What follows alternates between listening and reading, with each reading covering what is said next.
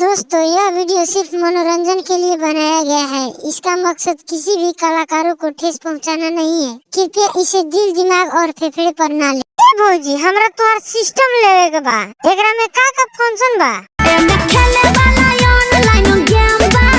अच्छा, एमे online game खेले वाला बा। तब तो बड़ी पावरफुल होई हो। एमे रैम कितना बा हो? हमरा ढोढ़िया में 32 GB रैम बा। का कहलू भौजी? तनी फिर से कहबू। हमरा ढोढ़िया में 32 GB रैम बा।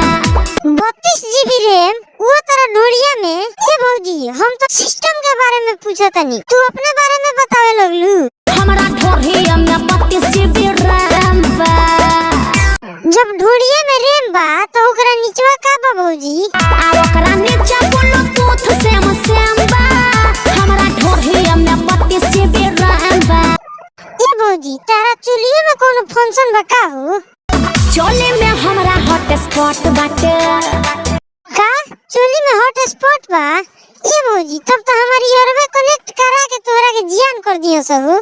बाहर से पूरा स्क्रीन टच बाटे। अच्छा, पूरा स्क्रीन टच बा। अरे का बुझला? अब हमरा कुछ नहीं के बुझा। चोली में हमरा हॉटस्पॉट बाटे। बाहर से पूरा स्क्रीन टच बाटे।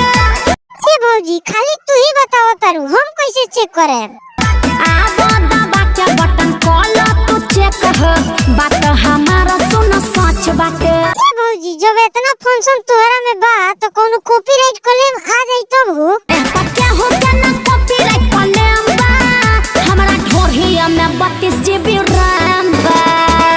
ए भौजी, इतना महंगा लहंगा पहिरले बड़ू, एकरा बारे में बतावो। एमे का बा?